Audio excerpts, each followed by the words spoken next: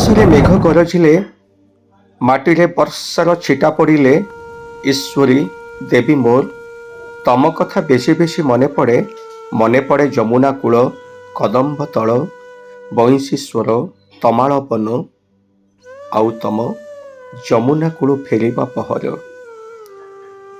ଆକାଶରେ ଆକାଶେ ମେଘ, ସଚରାଚର ଭିଜା ମାଟିର ଗନ୍ଧ, ପାଦ ତଳେ କଦମ୍ବ ଫୁଲର ଚଟାଣ, ଠା ଠା ବଉଳ ଫୁଲର ଚିତା, ଅହରହ ଗଜଲ ଗାଉଥିବା ଯମୁନା ଆଜି ବି ଅଛି, ସେଦିନ ବି ଥିଲା, ଯେବେ ଶେଷ ଥର ଭେଟି ହରାଇଥିଲ ପ୍ରିୟତମକୁ ତମର।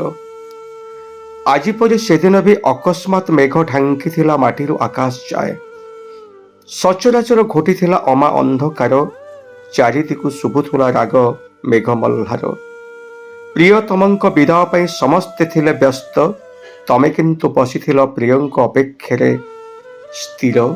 ପ୍ରିୟ ଆସିଲେ ତମ ପାଶେ, ହସ ହସ ତାଙ୍କ ବଦନ, ସ୍ପର୍ଶ ତାଙ୍କ କାଳରୁ କାଳକୁ ବ୍ୟାପିଥିବା ଦୁର୍ଲଭ ଅଞ୍ଜନ, ତାଙ୍କ ସ୍ପର୍ଶରେ ଆକାଶର ମେଘ ବର୍ଷା ହେଇ ଛୁଇଁଗଲା ମାଟି।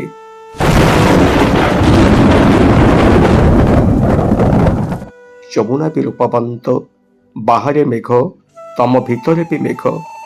ଫରକ ଏତିକି ଥିଲା, ବାହାରର ମେଘ ବାଣ୍ଟୁଥିଲା ଶୀତଳତା, ଭିତରର ମେଘ ଭରୁଥିଲା ଉତ୍ତାପ ତୁହାକୁ ତୁହା।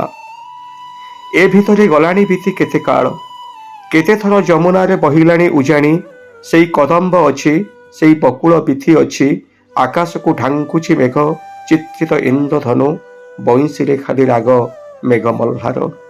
କବି କିନ୍ତୁ ସବୁଦିନ ଆସୁଛି ତମ ପାଇଁ, ନା ଅଛ ତମେ, ନା ଅଛି ତମ ନୂଆ ଠିକଣା, ଦୂତ ହୋଇ ଯାଉଥିବା ମେଘ ଫେରୁଛି ବି ବାରବାର, ନ ପାଇ ତମ ଠିକଣା। ମେଘମେଦୁର ଆକାଶ ଥିଲା ତମ ପ୍ରିୟ, ସେଇଥିପାଇଁ ଆଜି ତମ ପ୍ରିୟ କବିକୁ ଲାଗେ ମେଘୁଆ ଆକାଶ ବେଶୀ ନିଜର। ଆଜି ତମ ପ୍ରିୟ କବିକୁ ଲାଗେ ମେଘୁଆ ଆକାଶ ବେଶୀ ନିଜର।